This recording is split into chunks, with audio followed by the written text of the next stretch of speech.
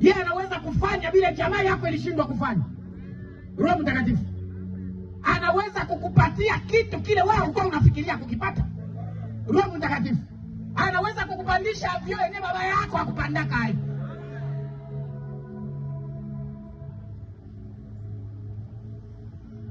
Neno ya 3 kwa ile verse. Kwa nini Daudi? Kwa nini Roho Mtakatifu ilimvuruga Saulo mchana wote? Manake ilionyesha kwamba udhaifu wa mwanadamu mbele ya Mungu. Ilionyesha udhaifu wa mwanadamu. Mwanadamu au mtu yeyote hata awe na maarifa ya aina gani, mbele ya Mungu ni mdhaifu.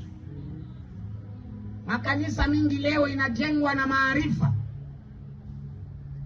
lakini utaikuta iko dhaifu kubali watu wenye kuomba Roho Mtakatifu wa kweli. Ni watu wenye kuomba Roho Mtakatifu wa kweli wanaweza kukutana watu 3, watu 4 banafanya kitu kinene kwa ile fasi. Lakini wenye kuwa na maarifa inaomba bajiselektione mwanamuna yote.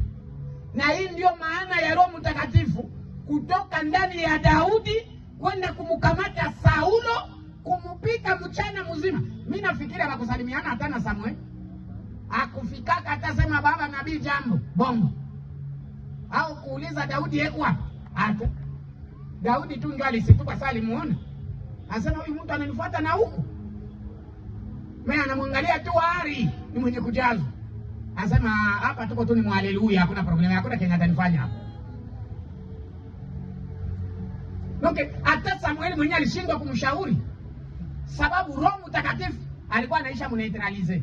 Wale watu wote wenye kufanya mashauri mubaya juu yako, Roho Mtakatifu ataneutralize yeye mwenyewe na habata kuulizaka tena ulilala wapi, ulilamuka wapi.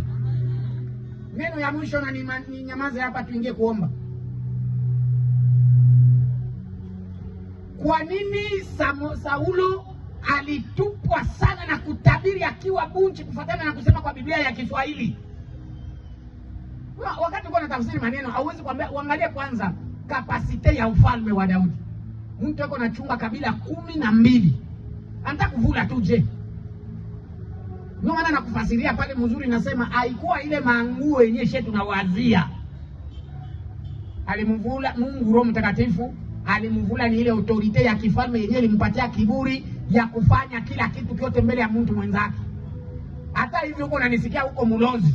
Kama huko unaloka unaua na watoto ya watu, ni Mungu angalia na kuruhusu.